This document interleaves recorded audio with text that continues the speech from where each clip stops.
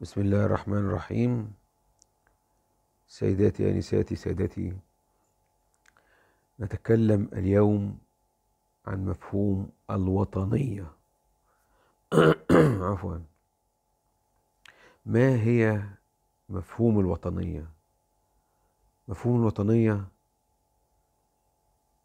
شيء حساس ومهم لكل ما هو وطني ولكل ما هو يحب وطنه. قد يتطرق البعض أن كلمة الوطنية كلمة جوفاء شديدة قليلة عالية سفلية، وهذا مخالف لوضع كلمة الوطنية. إن الوطنية في قلب كل إنسان أيا كان في دولته، ينشأ في ظل متغيرات داخلية اجتماعية بيئية متنوعة. عندئذ بينشأ كلمة الوطنية. الوطنية ليست شعارا لتحقيق الأهداف أو سعيا لتحقيق مكاسب في ظل كل ما يجدو إليه ويصبو إليه الإنسان. فمثلا معرض السعودية بين الأمس والغد الذي شاهدته في عام 2000 في معرض الكتاب المصري، برضه المعارض بالقاهرة قبل الانتقال إلى التجمع، كان معرضا جميلا لدولة المملكة العربية السعودية. وأجمل ما كان في هذا المعرض هو عرض فتوحات وحملات القبائل السعودية حتى تكون آل سعود الكبير، وتبعا جاء بعد ذلك الملوك واحدا تلو الآخر حتى وصلنا إلى الأمير سلمان وولده محمد أمير بلاد المملكة العربية السعودية. في هذا المعرض وجدت الهوية السعودية منذ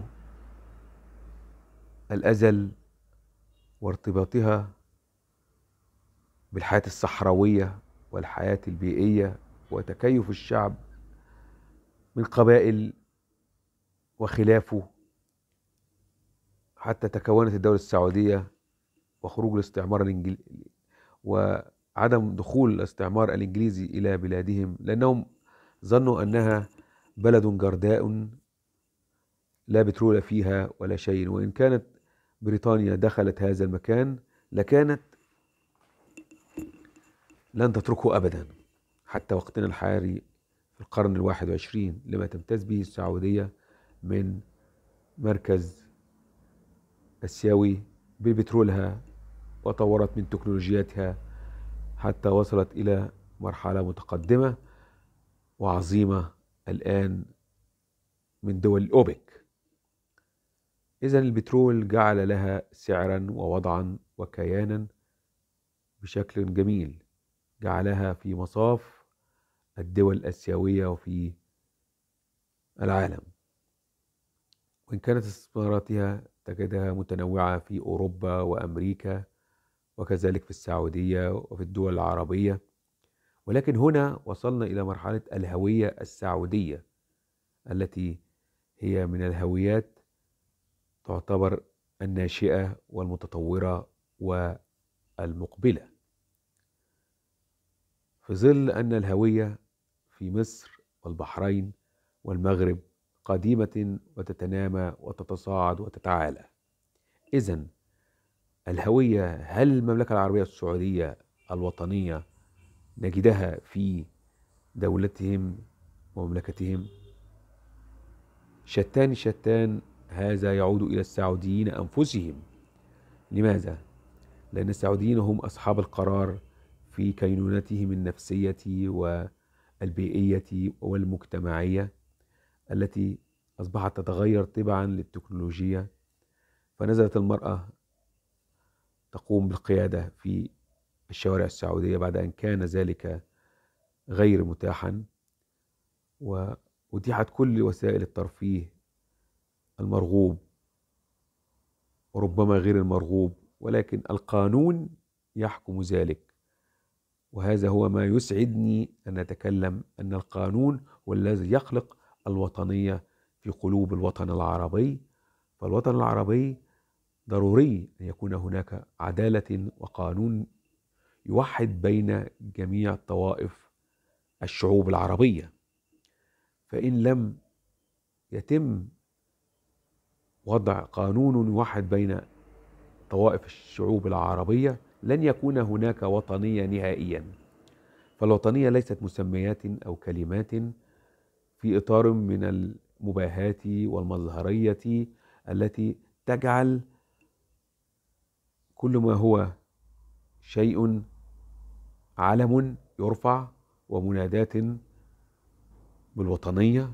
إن لم يكن الوطن العربي شعوبا بكافة طوائفه يشعر ما هي الوطنية، لن يحدث أبدا حبا للوطن، بل يحدث تباعدا وتنافرا وتجاهلا.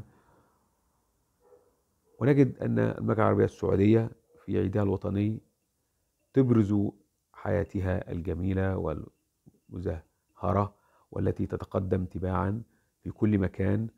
فهي كدولة منتجة للبترول والصناعات الأخرى نجد أنها من الدول الممتازة والجديرة بالاحترام.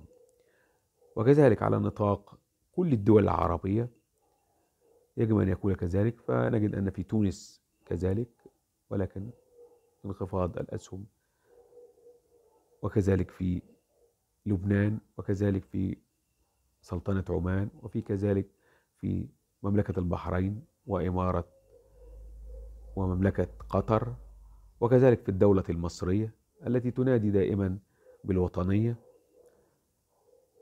ووطنيتنا في قلوبنا وستظل في قلوبنا، ومهما كانت الأمور تتصاعد أو تتساقط فالوطنية موجودة ولن نفقدها، ولن نغالي عليها أو نتظاهر بها. فالوطنية المصرية هي أساس كل وطنيات في الوطن العربي. لماذا؟ لأن الشعب المصري هو شعب جسور عاقل حكيم يرى أبعاد حياته طالما هو يعيش في بساطة وتواضع. فالوطنية في الوطن العربي نجدها تصاعد تتساقط في خضم من التكنولوجيا الغربية والأوروبية أكلت الهوية العربية. ولكن علينا استرجاع الوطنية العربية من خلال الباعث العقلي في القدس الشريف، المسجد الأقصى الذي يدنس، والحروب التي تفتعلها دولة إسرائيل من أجل الهيمنة على الوطن العربي من خلال الاتفاقيات العربية التي صممت.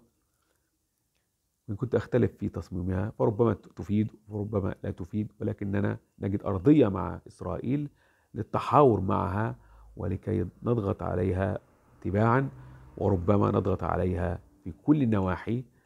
فهم يريدون احتواءنا، وعلينا أن نكون أكثر توخيا معهم، ولكن نحذرهم ولا نعطي لهم الأمان دائما. إن الوطنية شيء عظيم يسعى إليه الوطن العربي شعوبا جميعا، من المغرب العربي، من الخليج العربي حتى المحيط الأطلنطي. لذلك استدعوا الوطنية برغم ابتعادها وتقاربها من النفوس لفقدان النواحي الاجتماعية والتربوية والبيئية، وكل هذا يعود بالعقل وبتقوية الباعث الديني والتربوي والاجتماعي. عندئذ سنصل إلى الوطنية الحقة لمصر وللوطن العربي، وكلنا وطنيون نحب مصر وسنسعى لخير مصر. فمصر لنا ومصر لكل المصريين. والسلام عليكم ورحمة الله وبركاته. بونجك السيك العربي العالمي ونظرية الوطنية في متخيلته. شكرا لكم.